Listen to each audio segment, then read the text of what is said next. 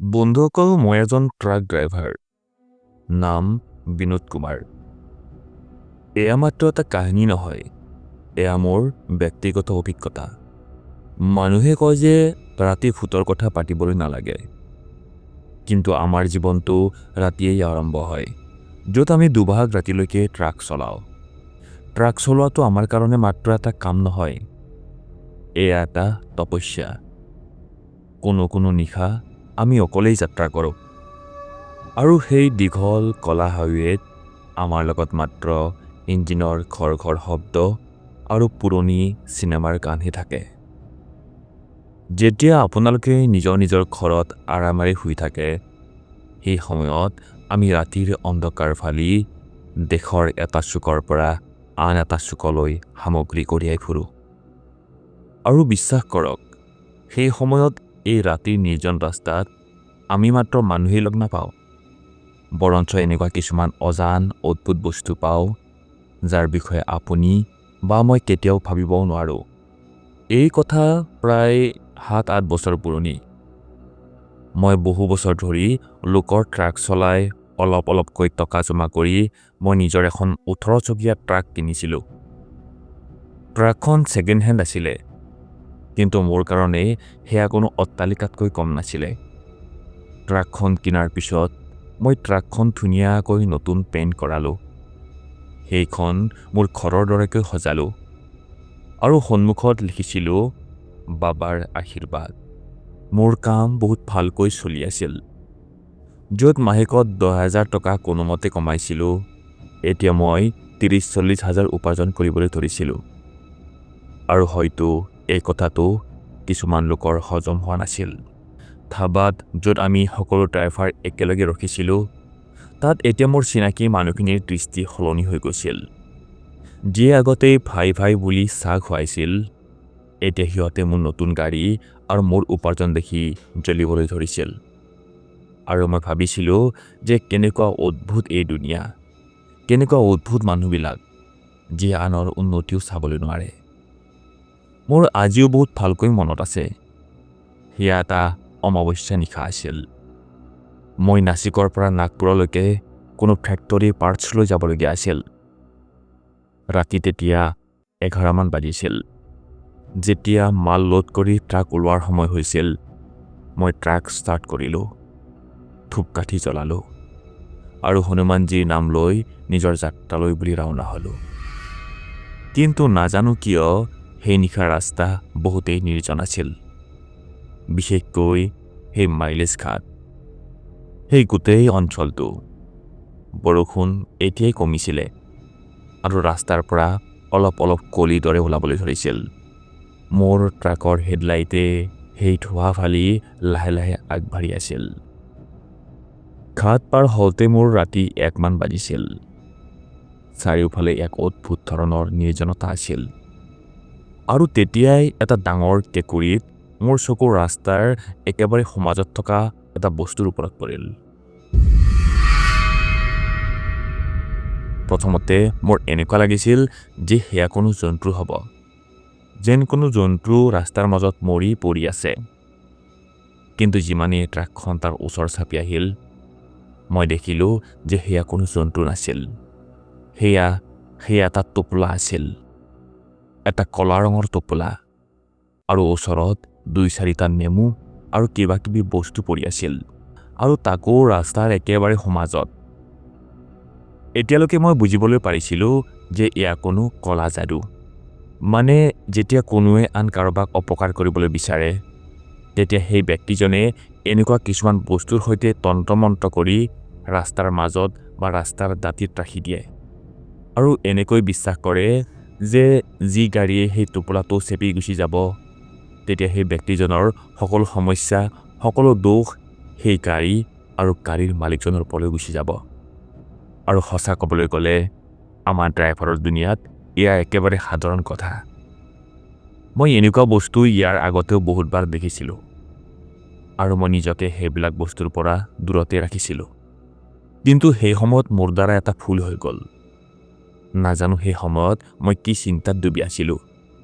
মোৰ ওচৰত ব্ৰেক মৰাৰো সময় নাছিল। বাওঁফালে ডাঙৰ গাঁত আছিল আৰু সোঁফালে পাহাৰ। মই দুয়োখন হাতেৰে ষ্টিয়াৰিং হুইল টানকৈ ধৰি লৈছিলোঁ আৰু গাড়ীখন চম্ভালোতে মোৰ হাতত সেই টোপোলাটোৰ ওপৰেৰে চকা নিয়াৰ বাহিৰে আৰু বেলেগ কোনো ৰাস্তা নাছিল। মই দেখা নাছিলোঁ, কিন্তু হয়তো ট্ৰাকৰ সন্মুখৰ চকা সেই টোপোলা আৰু নেমুৰ ওপৰেৰে পাৰ হৈ গৈছিল। আৰু সেই সময়তে গাড়ীৰ ইঞ্জিনে এটা মুহূৰ্তৰ কাৰণে কেঁকাই উঠিছিল আৰু কেবিনৰ লাইট যি সদায় বন্ধ হৈ থাকিছিল তেতিয়াই ঠিপ ঠিপ কৰি জ্বলা নুমা কৰিবলৈ ধৰিলে। মই আচৰিত হৈ ডেছবৰ্ডৰ ফালে চাই আছিলোঁ। তেতিয়াই এজাক শীতল বতাহ মোৰ কেবিনৰ মাজেৰে পাৰ হৈ গ'ল। এনেকুৱা ঠাণ্ডা বতাহ যেন কোনোবাই বৰফৰ বস্তা এটা মোৰ গাত ছটিয়াই দিলে। গাড়ীৰ AC বন্ধ আছিল, গ্লাছকেইখনো ওপৰলৈ তুলি থোৱা আছিল। বতাহ সোমোৱা মাত্ৰ অলপ ঠাই আছিল, কিন্তু তাৰ পিছতো সেই বতাহজাকে মোৰ গাৰ-নোম শিয়ৰাই দিলে। এজাক এনেকুৱা ঠাণ্ডা বতাহ যিয়ে মোৰ ৰাজহাড়েৰে সোমাই মোৰ গোটেই শৰীৰতে বিয়পি পৰিল। চাল্লা, কাৰ পাপ মোৰ মাথাত আহি পৰিল। মই গালি বকি বকি ট্ৰাক আগলৈ দৌৰালোঁ। ঘাট শেষ হোৱাৰ পিছত মই এখন সৰু চাহৰ দোকানত ট্ৰাকখন ৰখালোঁ। মই তললৈ নামিলোঁ আৰু চকা চেক কৰোঁ বুলি সেই টায়াৰটোলৈ চালোঁ, আৰু আগৰ টায়াৰত সেই চেপি থৈ অহা নেমুৰ ৰস আৰু অলপ চলপ হালধীয়া বাকলি আৰু অলপ কিবা অদ্ভুত ধৰণৰ বস্তু লাগি আছিল। আৰু সেই টোপোলাটোৰ অলপ ক'লা তিতা কাপোৰ এক্সেল ৰ'দত ফুচি আছিল। সেয়া দেখি মোৰ ঘিণ লাগিবলৈ ধৰিছিল, কিন্তু মই সেয়া আঁতৰাবলৈ লাগিব। মই ওচৰতে পৰি থকা খৰিৰ টুকুৰা এটাৰে সেয়া টানি এৰুৱাবলৈ চেষ্টা কৰিলোঁ। যেতিয়াই মই সেয়া টানিলোঁ, সেই কাপোৰৰ ভিতৰৰ পৰা কিবা তলত পৰিল।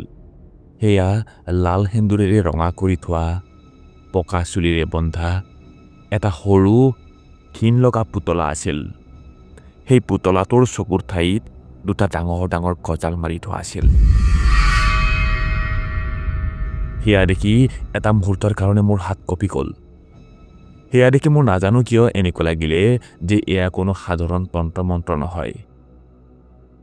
মই সেই পুতলাটো চোৱা নাছিলোঁ, কিন্তু সেই লাঠিডালৰ সহায়ত সেইটো ৰাস্তাৰ দাঁতিত পেলাই দিছিলোঁ। তাৰ ওপৰত থোৱালোঁ আৰু আকৌ ট্ৰাকলৈ আহি গ'লোঁ। তাতেই বহি বহি মই পানীৰে মোৰ হাত মুখ ধুলোঁ আৰু ডাঙৰ ভলিউমেৰে হনুমান চালিচা বজালোঁ আৰু তৎক্ষণাত সেই ঠাইৰ পৰা ট্ৰাকখন দৌৰালোঁ। মই নিজকে বুজালোঁ যে সকলো ঠিকেই আছে, একো নহয়, এইবিলাক সকলো অন্ধবিশ্বাস। কিন্তু মনৰ ভিতৰৰ কোনোবা অংশত এক অজান ভয় নিশ্চয় আছিল, আৰু সেয়াই হ'ল আধা ৰাস্তা পাৰ কৰালৈকে মাজ ৰাস্তাতে মোৰ ট্ৰাক 3বাৰ বন্ধ হৈ গ'ল। যি ট্ৰাক কেতিয়াও গৰমেই হোৱা নাছিল, তাৰ টেম্পাৰেচাৰ মিটাৰে আজি ৰঙা দাগ চুই আছিল। আৰু সকলোতকৈ অদ্ভুত কথাটো এইটো আছিলে যে যেতিয়া মই নাগপুৰৰ য়াৰ্ডত ট্ৰাক পাৰ্ক কৰি আছিলোঁ, তেতিয়া মই কেবিনত এক অদ্ভুত ধৰণৰ গোন্ধ পালোঁ, যেন নেমুৰ বাকলিৰ লগতে কাৰোবাৰ চুলি জ্বলি আছে। আৰু সেই গোন্ধ অনুভৱ হোৱাৰ লগে লগে মোৰ চকুত ট্ৰাকৰ টায়াৰত লাগি থকা সেই নেমুৰ বাকলি আৰু সেই বগা পকা চুলিৰে বান্ধি থোৱা সেই পুতলাটো ভাহিবলৈ ধৰিলে। নাগপুৰৰ ট্ৰিপটো যেনে তেনে শেষ হ'ল। মই নাচিকলৈ উভতি আহিলোঁ, কিন্তু সেয়া মই নাছিলোঁ যি ইয়াৰ পৰা গৈছিলোঁ। এতিয়া মোৰ মগজুত বাৰে বাৰে সেই চেপি থৈ অহা নেমু আৰু সেই ঘিণ লগা পুতলাটো ঘূৰি আছিল। আৰু সেই গোন্ধ, সেই গেলা নেমু আৰু জ্বলা চুলিৰ গোন্ধ, সেয়া মোৰ ট্ৰাকৰ কেবিনৰ পৰা যোৱাই নাছিল। যেতিয়াই সেই গোন্ধ মোৰ অনুভৱ হৈছিল, মোৰ গাৰ-নোম শিয়ৰি উঠিছিল। সেই গোন্ধটো আঁতৰাবলৈ মই পিছৰ 3 দিনলৈকে মই 3বাৰ ট্ৰাকখন ধোৱালোঁ, ভিতৰত নতুন পাৰফিউম ওলমালোঁ, কিন্তু সকলো বেকাৰ আছিল। কিন্তু যেতিয়াই ৰাতি হৈছিল আৰু মই হাইৱেত ওলাইছিলোঁ, সেই অদ্ভুত ধৰণৰ জ্বলা গোন্ধ আকৌ উভতি আহিছিল, আৰু তাৰ পিছত মোৰ মগজুত সেইবিলাকেই খেলিবলৈ ধৰিছিল। নাজানো কিয় মই কিবা বস্তুক ভয় কৰিবলৈ ধৰিছিলোঁ। ট্ৰাকত বহিবলৈও মোৰ ভয় লাগিবলৈ ধৰিছিল, যেন মোৰ ট্ৰাকত মোৰ লগত কিবা আছে। আৰু চাওঁতে চাওঁতে এইবিলাক কথাই মোৰ কামৰ ওপৰত প্ৰভাৱ পৰা আৰম্ভ কৰিলে। মোৰ সেই উন্নতি, মোৰ উপাৰ্জন, যাৰ ওপৰত মানুহৰ নজৰ লাগিছিল, সেয়া এতিয়া কম হ'বলৈ ধৰিছিল। আৰু তাৰ আৰম্ভণি এটা অৰ্ডাৰৰ পৰা হৈছিল। মই গুজৰাটৰ এটা ডাঙৰ অৰ্ডাৰ পাইছিলোঁ। চিমেণ্টৰ বস্তা আছিল। মই ট্ৰাকখন লোড কৰিলোঁ আৰু মাজনিশা মই ট্ৰাক লৈ ওলালোঁ। কিন্তু যেতিয়া মই কচৰাঘাট পাৰ হৈ আছিলোঁ, তেতিয়াই ট্ৰাকখনে জোৰকৈ এটা কঁপনি মাৰিলে আৰু বন্ধ হৈ গ'ল। বুজি পোৱা নাছিলোঁ যে মোৰ লগত এইবিলাক কি হৈ আছে। যি ট্ৰাক মই মোৰ উপাৰ্জনেৰে কিনিছিলোঁ, যাক মই মোৰ সন্তানৰ দৰেকৈ ৰাখিছিলোঁ, সি এতিয়া মোৰ লগ এৰিবলৈ ধৰিছিল। মই সেই নিশা তললৈ নামি চালোঁ। সকলো ঠিকেই আছিল। তেল পানী সকলো ঠিকেই আছিল। কিন্তু তাৰ পিছতো সি ষ্টাৰ্ট হোৱা নাছিল। গোটেই নিশা মই সেই নিৰ্জন ঘাটটোত মোৰ নচলা ট্ৰাকখনত অকলে বহি থাকিলোঁ। কিন্তু মোৰ বাবে সেই নিশা কোনো সাধাৰণ নিশা নাছিল।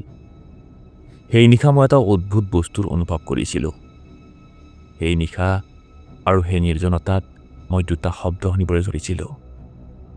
এটা শব্দ ট্ৰাকৰ পিছফালৰ পৰা কোনো বস্তু চোঁচৰাই নিয়াৰ শব্দ আহি আছিল, যেন কোনোবাই চিমেণ্টৰ বস্তা ভিতৰতে টানি আছে। মই ২-৩ বাৰ পিছলৈ গৈ চালোঁ, কিন্তু তাত মই তেনেকুৱা একো নেদেখিলোঁ। আৰু আন এটা শব্দ, সেইটো সকলোতকৈ অদ্ভুত আছিল, যাৰ বাবে মই একেবাৰে ভয় খাই আছিলোঁ। সেই শব্দটো মোৰ কেবিনৰ পৰাই আহি আছিল। যেতিয়াই মোৰ টোপনি ধৰিছিল বা মই শুবলৈ চেষ্টা কৰিছিলোঁ, এটা বহুত বহুত মৃদু ফুচফুচনিৰ দৰে কণ্ঠ মই হঠাতে শুনিবলৈ পাইছিলোঁ, যেন কোনো মহিলাই গভীৰ নিৰ্জনতাত দূৰত থিয় হৈ কান্দি আছে। সেই অনুভৱ সকলোতকৈ অদ্ভুত আৰু ভয়ানক আছিল। কাৰণ প্ৰথমতে এনেকুৱা অনুভৱ হৈছিল যে কোনো মহিলাই কোনো নিৰ্জন মৰুভূমিৰ মাজত বহু দূৰত থিয় হৈ কান্দি আছে। আৰু তাৰ পিছত লাহে লাহে সেই কণ্ঠ বাঢ়িবলৈ ধৰিছিল। এনেকুৱা লাগিছিল যে সেই মহিলাগৰাকীয়ে কান্দি কান্দি বহুত দূৰৰ পৰা দৌৰি মোৰ ওচৰলৈ আহি আছে। আৰু মই দেখাও পোৱা নাছিলোঁ যে আচলতে সেয়া ক'ৰ পৰা আহি আছে। আৰু যিমানেই সেই শব্দ আৰু ওচৰলৈ আহিলে, মই নিজে নিজেই টোপনিৰ পৰা সাৰ পাই গৈছিলোঁ। কিন্তু সঁচা ক'বলৈ গ'লে, ইমান ভয় লগাৰ পিছতো মই ট্ৰাক এৰি কলৈকো যোৱা নাছিলোঁ। ভয়ে ভয়ে কোনোমতে মই সেই নিশা পাৰ কৰিছিলোঁ। ৰাতিপুৱা হোৱাত এজন মেকানিক আহিলে। সি গাড়ীৰ বনেট খুলিলে, দুডাল তাঁৰ লৰচৰ কৰিলে আৰু ক'লে, "উস্তাদ, চব ঠিক আছে, ষ্টাৰ্ট কৰক।" আৰু এটা চেল্ফতে ট্ৰাক ষ্টাৰ্ট হৈ গ'ল। সেই সময়ত মই নিজেই আচৰিত আছিলোঁ যে এনেকুৱা কেনেকৈ হ'বলৈ পাৰে। কিন্তু মোৰ ওচৰত এই প্ৰশ্নৰ কোনো উত্তৰ নাছিল। ৰাতি দেৰি হোৱাৰ বাবে সেই অৰ্ডাৰ মোৰ হাতৰ পৰা গুচি গ'ল। মালিকে মোৰ ডেলিভাৰীৰ গোটেই টকা কাটিলে। কিন্তু এয়াতো মাত্ৰ আৰম্ভণি আছিল। মোৰ ঠাণ্ডা সপ্তাহে সপ্তাহে ডাউন হ'বলৈ ধৰিছিল।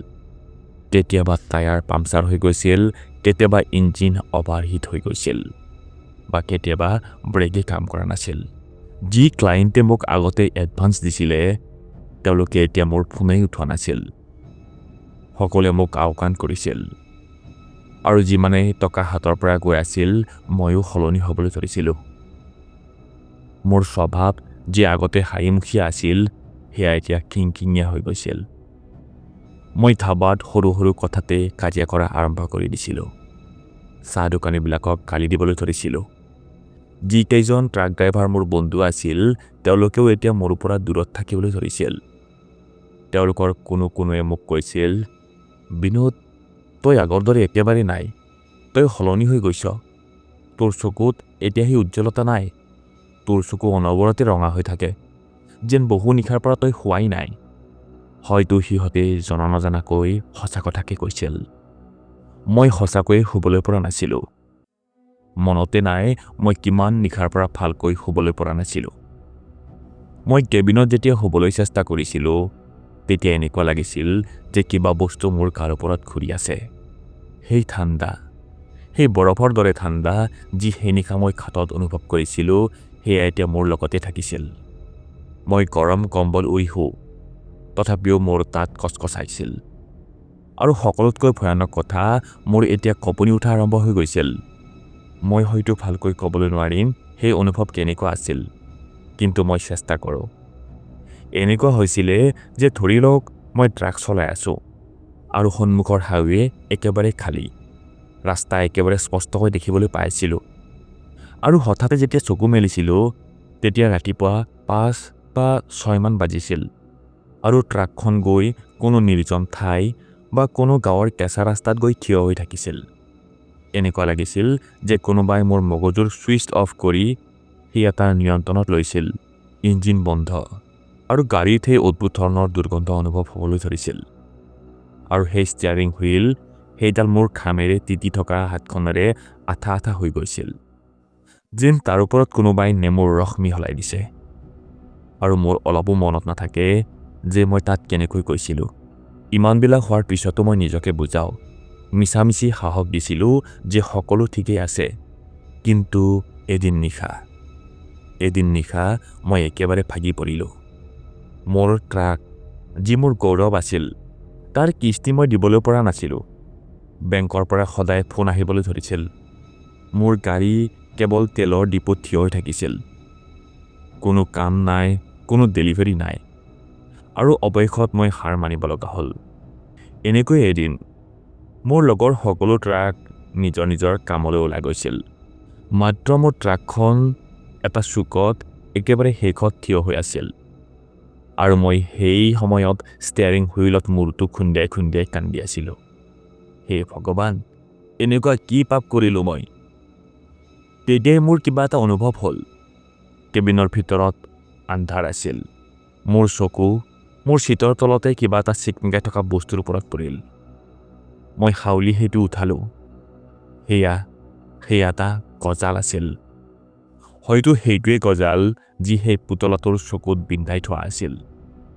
এয়া মোৰ কেবিনলৈ কেনেকৈ আহি গ'ল? আৰু মই কিবা এটা বুজি পোৱাৰ আগতে মোৰ পিছফালে যি স্লিপাৰ বাৰ্থ আছিলে তাৰ পৰা কোনো মহিলাৰ গভীৰ হাঁহিৰ শব্দ আহিলে। সেই হাঁহি কোনো মহিলাৰ ভয়ানক হাঁহি আছিল। সেই হাঁহি মোৰ শোৱা চিটটোৰ পৰা আহি আছিল, য'ত মই অলপ দেৰি আগতে শুবলৈ চেষ্টা কৰি আছিলোঁ। আৰু সেয়া শুনি এতিয়া মোৰ তেজ যেন মোৰ শিৰাবিলাকত গোট মাৰি গৈছিল। কোন হয়? মই তৎক্ষণাত ঘূৰি ডেছবৰ্ডত থকা টৰ্চটো উঠালোঁ আৰু লগে লগে সেই চিটটোৰ ওপৰলৈ পোহৰ মাৰি পঠিয়ালোঁ। কিন্তু তাত কোনো নাছিল, মাত্ৰ কম্বলখন পৰি আছিল। আৰু কম্বলখনত যেতিয়া মোৰ টৰ্চৰ পোহৰ পৰিছিল তেতিয়া সেই দুৰ্গন্ধ, সেই গেলা নেমু আৰু জ্বলাচুলিৰ দুৰ্গন্ধ হঠাতে ইমানেই বাঢ়ি গৈছিল যে মই উশাহ ল'বলৈ পৰা নাছিলোঁ। আৰু তেতিয়াই মোৰ চকুৰ পৰা চকু পানী বৈ আহিছিল। আৰু সেই সময়তে মই মোৰ চকুৰে দেখিলোঁ সেই কম্বলখন সাধাৰণ লৰচৰ কৰিছিল, যেন তাৰ তলত কিবাই লাহে লাহে উশাহ লৈ আছে। মই ভয়তে কঁপি কঁপি সেই কম্বলখনত মোৰ হাত ৰাখিলোঁ। বৰফ, সেই ঠাইখিনি বৰফৰ দৰে ঠাণ্ডা আছিল, য'ৰ পৰা সেই হাঁহি আহিছিল। সেই ঠাই ইমানেই ঠাণ্ডা আছিল যেন কোনোবাই তাত বৰফৰ ডাঙৰ টুকুৰা ৰাখি থৈছে। মই চিঞৰ মাৰি ট্ৰাকৰ দৰজা খুলি চিধাই তললৈ জঁপিয়াই দিলোঁ। আৰু সেই নিশাৰ পৰা মই সেই স্লিপাৰ বাৰ্থৰ পৰ্দা চিৰদিনৰ কাৰণে বন্ধ কৰি দিলোঁ। তাৰপিছত মই কেবিনতে ষ্টিয়াৰিং হুইলত হাউলি টোপনিয়াই আছিলোঁ। কিন্তু টোপনিয়ে যেন মোক পাহৰিয়ে গৈছিল। আৰু তাৰপিছত এনেকৈয়ে এটা অমাৱস্যা নিশা আহিলে। মোৰ ঘৰত বেংকৰ নটিচ গৈ পাইছিল, বিনোদ কুমাৰৰ নামত। তাত স্পষ্টকৈ লিখা আছিল, যদি এই মাহৰ 7 তাৰিখলৈকে কিস্তি জমা কৰা নাযায় তেতিয়াহ'লে আমি আপোনাৰ গাড়ী জব্দ কৰিম। আৰু 2 দিন পিছতেই 7 তাৰিখ আছিল আৰু আজি অমাৱস্যা আছিল। আগতে মোৰ লগত যিবিলাক হৈছিলে সেইকাৰণে মই ৰাতি দেৰিলৈকে ট্ৰাক চলোৱা বন্ধ কৰি দিছিলোঁ। কিন্তু এতিয়া মোৰ হাতত আৰু বেলেগ উপায় নাছিল। তেনেবাকৈ হ'লেও মই বুকিং ল'বই লাগিব। আৰু মই সেয়াই কৰিলোঁ। সেই নিশা মই কিবা মাল লৈ খান্দেজ যাবলগীয়া আছিল। গোটেই নিশা মই গাড়ী চলাই থাকিলোঁ। শৰীৰটো জ্বৰতে গৰম হৈ আছিল, কিন্তু ভিতৰি মোৰ সেই বৰফৰ দৰে ঠাণ্ডা লাগি আছিল। ৰাতি প্ৰায় 2 মান বাজিছিল। তেতিয়া মোৰ বহুত ভোক লাগিলে। মই গাঁৱৰ ওচৰৰে এখন ধাবাত ৰখিলোঁ। তাতেই মোৰ পুৰণি আড্ডা আছিল। যেতিয়া মই তাত ৰখিলোঁ তেতিয়া দেখিলোঁ যে 4-5জন ড্ৰাইভাৰ আগৰে পৰাই তাত বহি আছে। সিহঁতে মোক দেখিলে আৰু মোক দেখাৰ লগে লগে মৌন হৈ পৰিল, কাৰণ মোৰ অৱস্থাই এনেকুৱা হৈ গৈছিল। কোনে মোক চাবলৈ বিচৰা নাছিল। দীঘল দাড়ি, সোমাই যোৱা চকু যি অনবৰতে ৰঙা হৈ থাকিছিল, আৰু মোৰ দুৰ্বল শৰীৰ। মই তাতেই এটা চুকত বহিলোঁ আৰু কণী ভুজিয়া আৰু পাও অৰ্ডাৰ কৰিলোঁ। কিছু সময়ৰ পিছতে খানাৰ গৰম গৰম থালখন মোৰ সন্মুখত আহি দি থৈ গ'ল, আৰু তাৰপিছতে মই নাজানো মোৰ কি হৈ গ'ল। মোৰ মাত্ৰ ইমানখিনি মনত আছে যে মই সেই থালখন দেখিছিলোঁ, আৰু মোৰ হাতখন মোৰ হাত হৈ থকা নাছিল। সেয়া কোনো ফোকাটোৰ জন্তুৰ হাতোৰা হৈ গৈছিল। মই সেই গৰম গৰম ভুজিয়া আৰু পাও নিজৰ মুখত কোনো জন্তুৰ দৰেকৈ ঠেলি আছিলোঁ। মোৰ মুখৰ পৰা মচ মচ চপচপকৈ ঘৃণনীয় শব্দবিলাক আহিবলৈ ধৰিছিল। গৰম ভুজিয়াৰে মোৰ মুখ জ্বলি আছিল, কিন্তু তাৰ পিছতো মই নৰখিলোঁ। মই কোনো পিশাচৰ দৰেকৈ মোৰ সন্মুখত যি পৰি আছিল সেয়া মই খাবলৈ ধৰিছিলোঁ। আৰু তাৰ পিছত এজন ট্ৰাক ড্ৰাইভাৰ, যাৰ নাম সুনীল আছিল, সি মোৰ কান্ধত হাত ৰাখিলে আৰু বৰ উৎকণ্ঠাৰে ক'লে, আৰে বিনোদ, আৰামেৰে খা, কি কৰি আছ? জন্তু নেকি তই? মই মোৰ মূৰটো তুলিলোঁ। মোৰ চকু সুনীলৰ ওপৰত আছিল। তাক চোৱাৰ লগে লগে তাৰ মুখখন ভৰাতে ৰঙা পৰি গ'ল। মই তাৰ ফালে চালোঁ আৰু এক অদ্ভুত ধৰণেৰে হাঁহিবলৈ ধৰিলোঁ। মোৰ ডিঙিৰ ঘৰঘৰণি ওলালে। মই কিবা কৈছিলোঁ যদিও সেয়া মোৰ মাত নাছিল। সেয়া কোনো মহিলাৰ অদ্ভুত ধৰণৰ চেপা কণ্ঠ আছিল। এতিয়াও ভোক আছে এতিয়াও। আৰু এনেকৈ কৈ মই সুনীলৰ পেটৰ ফালে হাত আগবঢ়ালোঁ। ভূত, ভূত! সুনীলে নিজৰ ঠাইৰ পৰা চিঞৰি পিছুৱাই গ'ল। সেই সময়ত ধাবাত বহি থকা প্ৰতিগৰাকী ব্যক্তিয়ে মোৰ ফালে কৌতূহলৰ দৃষ্টিৰে চাই আছিল, আৰু মই তাতেই মাটিত আঁঠু কাঢ়ি যি খানা তলত পৰি গৈছিল সেই আঙুলিৰে উঠাই খাবলৈ ধৰিছিলোঁ। আৰু তেতিয়াই মোৰ চেতনা আহিলে। মই নিজকে চালোঁ। মই মাটিত আছিলোঁ, কোনো কুকুৰৰ দৰেকৈ, আৰু সকলোৱে মোৰ ফালে ভয়ে ভয়ে চাই আছিল। মোৰ পৰা আঁতৰত থিয় হৈ আছিল। সেয়া দেখি মোৰ বৰ অদ্ভুত লাগিলে, আৰু মই কান্দি কান্দি তাৰ পৰা উঠিলোঁ। মই ধাবাত পইচাও নিদিলোঁ, আৰু মই চিধাই মোৰ ট্ৰাকৰ ফালে দৌৰিলোঁ। মই ট্ৰাকখন হাইৱেলৈ নিলোঁ আৰু ট্ৰাক বদলাপুৰৰ ফালে ঘূৰালোঁ। মোৰ মনত পৰিলে, মোৰ এজন পুৰণি ড্ৰাইভাৰ আছিলে, গজেন্দ্ৰ। সি মোক সদায় কৈছিলে যে বদলাপুৰত এজন তান্ত্ৰিক আছে যিয়ে সকলো প্ৰকাৰৰ কলা যাদুৰ প্ৰভাৱ চিনিবলৈ পাৰে, আৰু তেওঁ সেয়া নিৰাময় কৰিব পাৰে।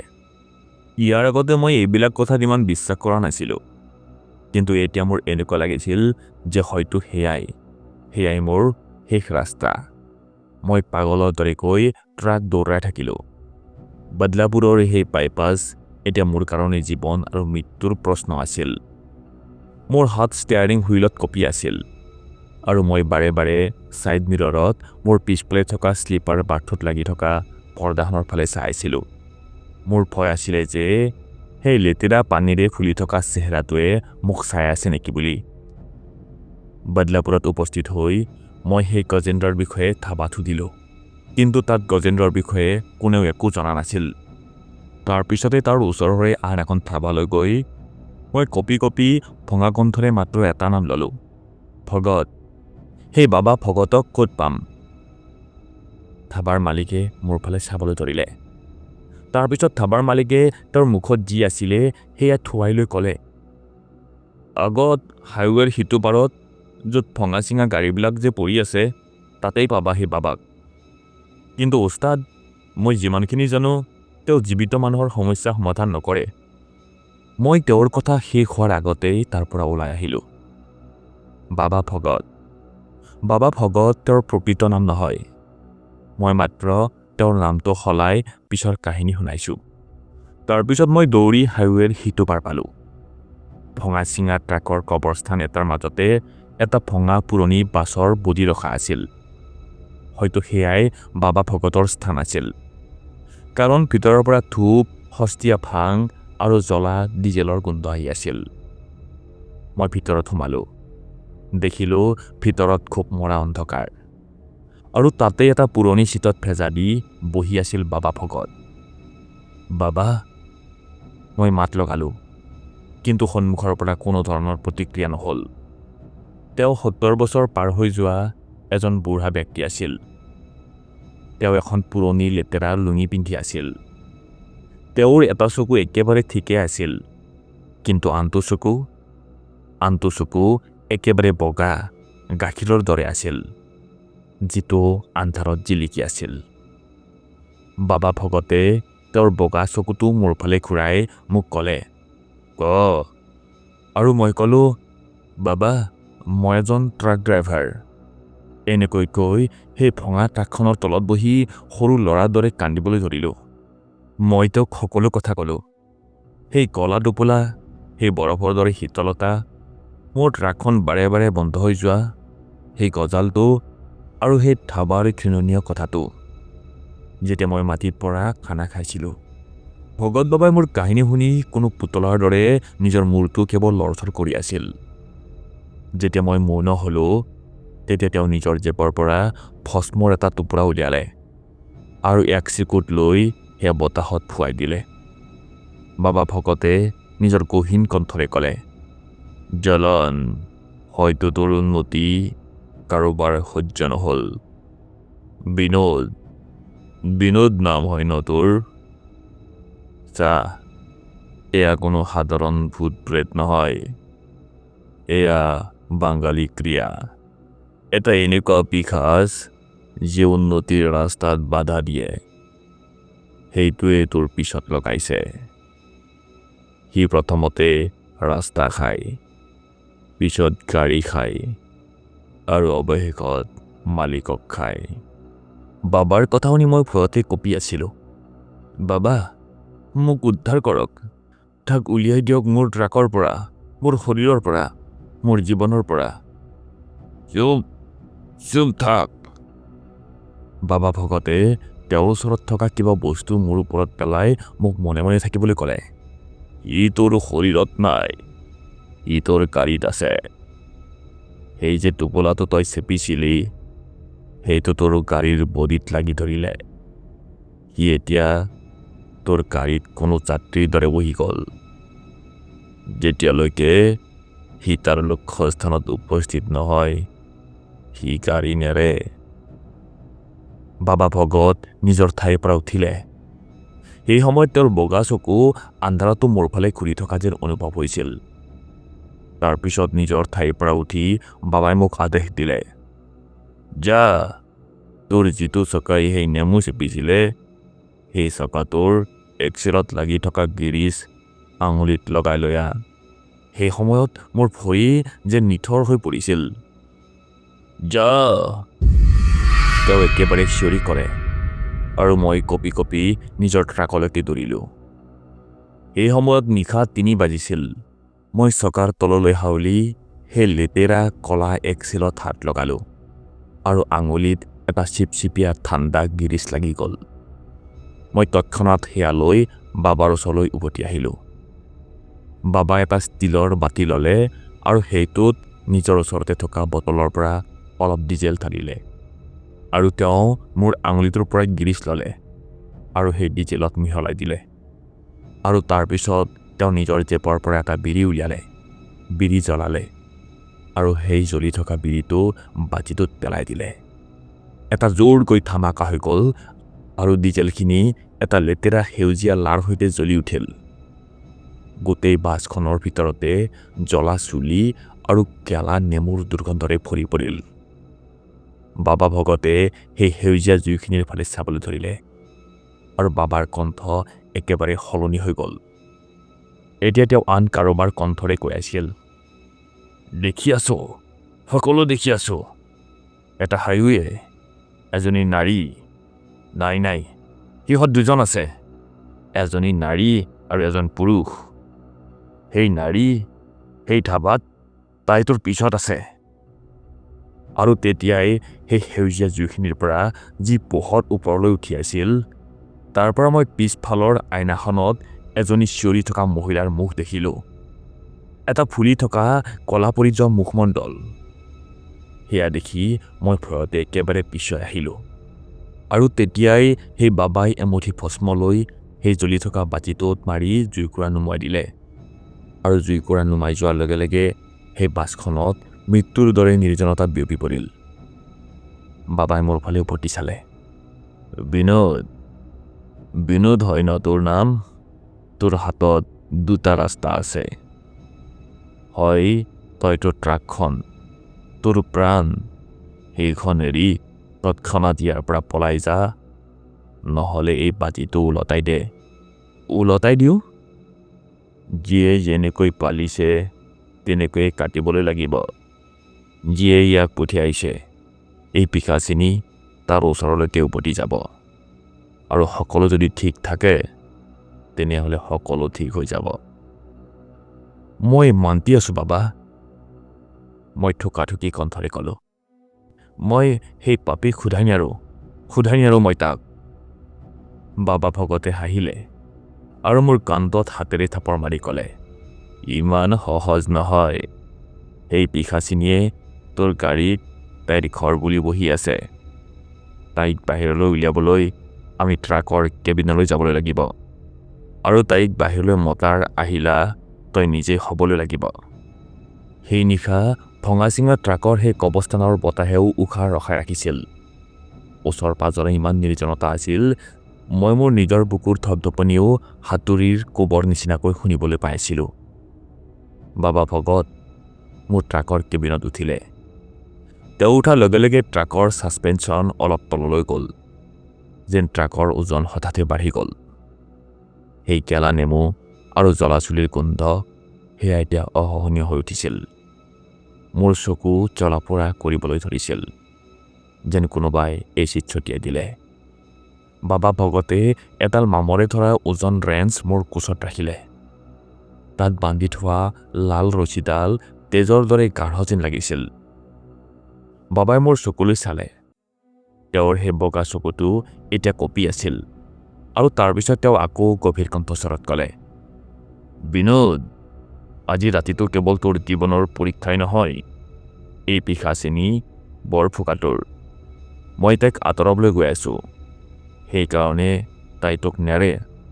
তই সাৱধানে থাকিবি, মোৰ কথা মন দিবি। আৰু তাৰপিছত তেওঁ মোৰ কলাৰত ধৰি মোক তেওঁৰ ফালে টানিলে। মনত ৰাখিবি, যেতিয়া তাই আহিব তেতিয়া তই তাইৰ চকুলৈ নাচাবি। যদি তই তাইৰ চকুলৈ চাৱ তেনেহ'লে তই তাতেই বৰফ হৈ যাবি আৰু তাই তোৰ ভিতৰত প্ৰৱেশ কৰিব। মাত্ৰ তাইৰ মাত শুনিবি আৰু তাইৰ ওপৰত প্ৰহাৰ কৰিবি। মই মাত্ৰ হ'ব বুলি মূৰ দুপিয়ালোঁ আৰু মই ড্ৰাইভাৰ ছিটত বহি গ'লোঁ। মই ষ্টেয়াৰিং হুইলটো ইমান জোৰেৰে ধৰিছিলোঁ যে মোৰ আঙুলি গুৰিবিলাক বগা পৰি গৈছিল। বাবা ভগতে কেবিনৰ সন্মুখৰ আইনাখনত ভিতৰৰ পৰা ভস্ম সানি দিলে, যাতে বাহিৰৰ পৰা একো দেখা নাপায়। আৰু তেতিয়া মোৰ এনেকুৱা লাগিবলৈ ধৰিলে যেন আমি কোনো লোহাৰ বাকচত বন্দী হৈ আছোঁ। বাবাই নিজৰ মোনাখনৰ পৰা কেইটামান শুকান গছৰ পাত উলিয়ালে আৰু সেইকেইটা জ্বলাই দিলে। কেবিনটোত ঘন ধোঁৱাই আৱৰি ধৰিলে আৰু তাৰপিছত বাবাই মন্ত্ৰোচ্চাৰণ কৰা আৰম্ভ কৰিলে। আৰম্ভণিতে একো নহ'ল, মাত্ৰ ওচৰে পাজৰে ধোঁৱা ঘূৰি থাকিলে। কিন্তু হঠাতে কেবিনৰ উষ্ণতা কমিবলৈ ধৰিলে। ইমান ঠাণ্ডা যে উইণ্ডশ্বিল্ড ভিতৰৰ পৰা সেমেকিবলৈ ধৰিলে। ডেছবৰ্ডত জমা হৈ থকা ধূলিত বৰফৰ এক পাতল আৱৰণ জমিবলৈ ধৰিলে। মোৰ দাঁতলৈকে কচকচাবলৈ ধৰিলে, কিন্তু মই নিজকে নিয়ন্ত্ৰণ কৰি ৰাখিলোঁ। কিন্তু তেতিয়াই ট্ৰাকৰ তলৰ পৰা এটা শব্দ আহিল, যেন কোনোবাই ট্ৰাকৰ তলত বাগৰি আছে আৰু নিজৰ আঙুলিৰে তলৰ পৰা গাড়ীত আঁচুৰি আছে। আৰু সেই শব্দ লাহে লাহে ওপৰলৈ আহিবলৈ ধৰিলে। তাৰপিছত সেই শব্দ ইমানেই বাঢ়িবলৈ ধৰিলে যে মোৰ কাণ নিথৰ হৈ পৰিল। লৰচৰ নকৰিবি বিনোদ, বাবাই চিঞৰিলে। তেওঁৰ নাকৰ পৰাও এতিয়া তেজ ওলাবলৈ ধৰিছিল। হঠাতে মোৰ ছিট বেল্ট যি মই লগোৱা নাছিলোঁ সেইডাল নিজে নিজেই টান খালে আৰু মোৰ ডিঙিত মেৰ খাই ধৰিলে। সেইডাল এডাল জীৱিত সাপৰ দৰে মেৰ খাই গৈ আছিল। মোৰ উশাহ চুটি হ'বলৈ ধৰিলে। মই মোৰ ডিঙিটো এৰাবলৈ হাত ভৰি মাৰিবলৈ ধৰিলোঁ। আৰু তেতিয়াই স্লিপাৰ বাৰ্থৰ পৰ্দাখন যি এতিয়ালৈকে টানি থোৱা আছিল সেইখন লৰচৰ কৰিলে আৰু সেই পৰ্দাখনৰ পিছফালৰ পৰা এখন হাত বাহিৰলৈ আহিলে। সেয়া হাত নাছিল, সেয়া জ্বলি যোৱা কলা ছাল আৰু ভঙা হাড়ৰ এটা জকা আছিল। সেই হাতৰ পৰা গাঢ় কলা আঠাজাতীয় পানী টোপাল টোপালকৈ পৰি আছিল। সেই হাতখনে মোৰ ডিঙিটো পিছফালৰ পৰা টেপা মাৰি ধৰিলে। সেই হাতখন লোহাৰ দৰে মজবুত আছিল, সেয়া বৰফৰ দৰে ঠাণ্ডা আছিল, কিন্তু মোৰ ছাল জ্বলাই আছিল। মোৰ কাণৰ একেবাৰে ওচৰত এটা গেলা পচা জীৱৰ দৰে শব্দ আহিল। এতিয়া মোৰ শৰীৰ অৱশ হ'বলৈ ধৰিছিল। মোৰ চকুৰ সন্মুখলৈ অন্ধকাৰ নামি আহিছিল আৰু তেতিয়াই বাবা ভগতে নিজৰ হাতৰ তলুৱাত এটা জ্বলি থকা কপোৰ ৰাখিলে আৰু সেইটো সেই কলা হাতখনত দবাই দিলে। এটা জ্বলাৰ দৰে শব্দ আহিলে আৰু তাৰপিছত অলপ মাংস জ্বলাৰ দৰে গোন্ধ আৰু এটা ভয়ানক চিঞৰ গৰজি উঠিল। এনেকুৱা চিঞৰ যিয়ে কেবিনৰ চিচালৈকে জোকাৰি গ'ল। সেই হাতখনে মোক এৰি দিলে আৰু মই ফোপাই ফোপাই আগলৈ হাউলিলোঁ। বিনোদ, এতিয়া মাৰ, বাবাই চিঞৰিলে। স্লিপাৰ বাৰ্থ, তাই তাতেই লুকাই আছে, মাৰ বিনোদ। মই কপা কপা হাতেৰে সেই কঠোৰ ৰেঞ্চডাল উঠালোঁ।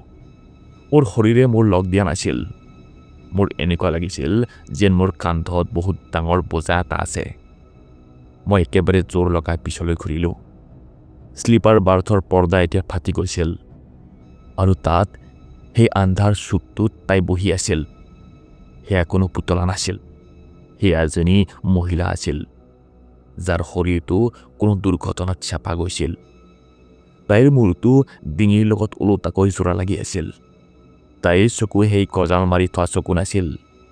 তাইৰ চকুৰ ঠাইত দুটা গভীৰ কলা গাঁত আছিল, য'ৰ পৰা পোক ওলাই আছিল। তাই মোক দেখি হাঁহিলে আৰু তাইৰ ভঙা দাঁত, তাইৰ কলা ভঙা দাঁত মই দেখা পাইছিলোঁ।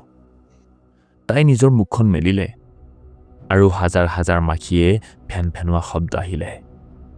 তাই মোৰ ফালে হাউলি আহিলে। জয় হনুমান। মই মোৰ চকু বন্ধ কৰিলোঁ আৰু দেহত যি শক্তি বাচি আছিল সকলো একগোট কৰি সেই ওজন ৰেঞ্চডাল ওপৰলৈ উঠালোঁ আৰু গোটেই বল প্ৰয়োগ কৰি তাই মূৰত মাৰি দিলোঁ। শব্দটো এনেকুৱা আছিলে যেন কোনো গেলা ৰঙালাও এটাহে ফাটি গ'ল। ট্ৰাকখন একেবাৰে জোকাৰ খাই উঠিল, যেন বাহিৰত কোনোবাই বম ফুটাইছে। সেই মহিলাজনী, সেই পিখাচেনি ধোঁৱাৰ দৰে ফাটি গ'ল, কিন্তু ফটাৰ লগে লগে তাইৰ সেই কলা আঠাজাতীয় টোপালবোৰ মোৰ মুখত আৰু চকুত ছিটিকি আহি পৰিল। সেয়া জ্বলাৰ দৰে আছিল, বিষৰ দৰে। মই বমি কৰি চিটটোৰ তললৈ হাউলি গ'লোঁ। কেবিনৰ ভিতৰত ধুমুহা অহাৰ দৰে হৈছিল। বাবা ভগতৰ থালি, শুকান পাত, ভস্ম সকলো বতাহত উৰিবলৈ ধৰিছিল। ট্ৰাকৰ হেডলাইট পাগলৰ দৰে জ্বলা নুমা কৰিবলৈ ধৰিছিল আৰু এটা অদ্ভুত ধৰণৰ শব্দ কেবিনৰ ভিতৰত বিয়পি আছিল।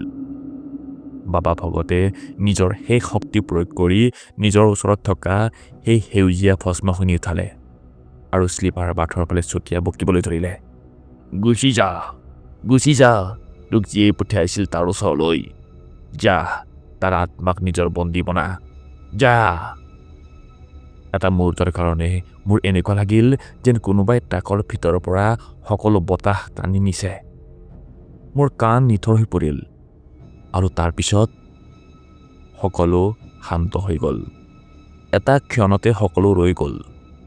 ট্ৰাকৰ জোকাৰণি বন্ধ হ'ল, ভিতৰৰ লাইট নুমাই গ'ল, সেই শীতলতা একেবাৰে যেন ক'ৰবাত হেৰাই গ'ল।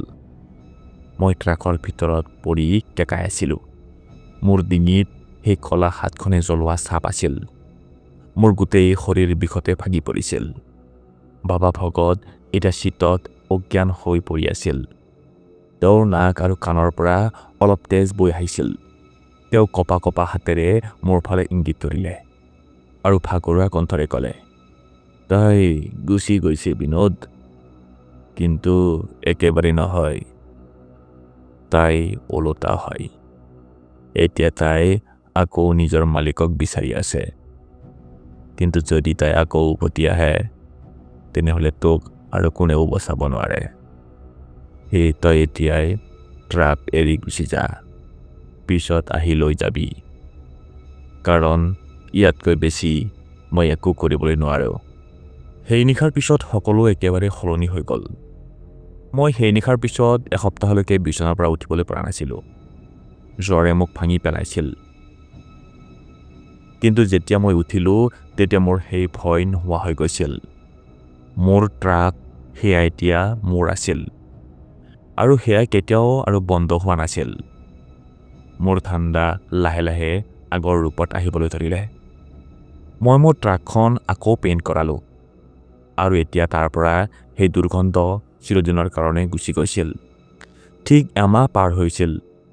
পিছৰ অমাৱস্যাৰ নিশা আছিল। মই সেই ৪০ গাঁৱৰ ধাবাখনতে মোৰ গাড়ী ৰখাই চাহ খাই আছিলোঁ। মোৰ গাড়ীৰ উইণ্ডশ্বিলত এতিয়া বাবা ভকতে দিয়া এডাল কলা ৰছী বন্ধা আছিল। তেতিয়াই ধাবাত হুলস্থুলৰ সৃষ্টি হ'ল। এখন পুলিচৰ গাড়ী চাইৰেন বজাই আহি ৰখিলে, আৰু এজন কনিষ্টবলে ধাবাৰ লোক এজনক পানী বিচাৰিলে। তাতেই ৰন্টু আৰু মই দুয়ো থিয় হৈ আছিলোঁ। তেতিয়াই ৰন্টুৱে সেই কনিষ্টবলজনক সুধিলে, কি হৈছে চাহাব, এক্সিডেণ্ট হৈছে নেকি?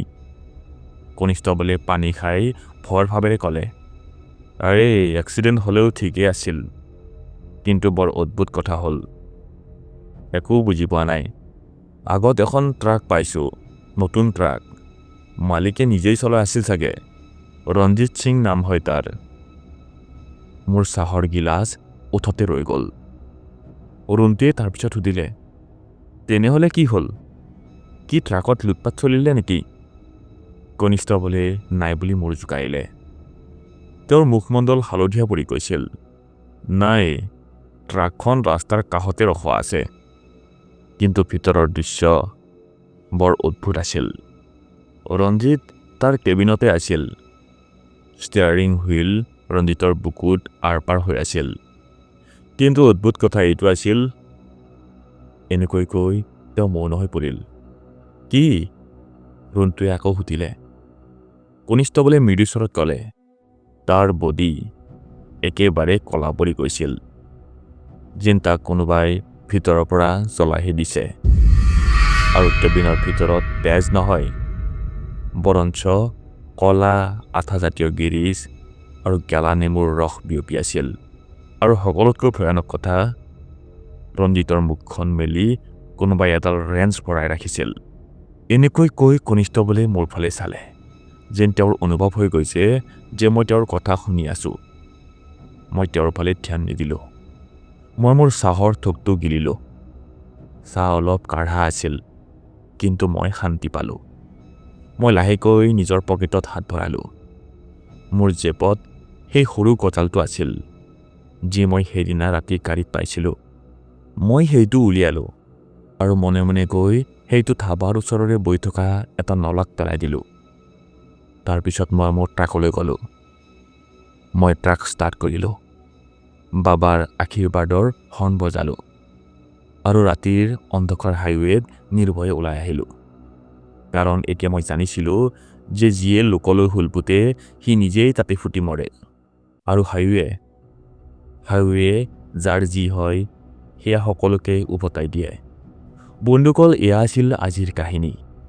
আপোনালোকৰ আজিৰ কাহিনী কেনেকুৱা লাগিলে কমেণ্ট কৰি জনাব। আৰু যদি কাহিনীটো শেষলৈকে শুনিলে তেনেহ'লে প্লিজ কমেণ্টত জয় হনুমান লিখি যাব। ধন্যবাদ।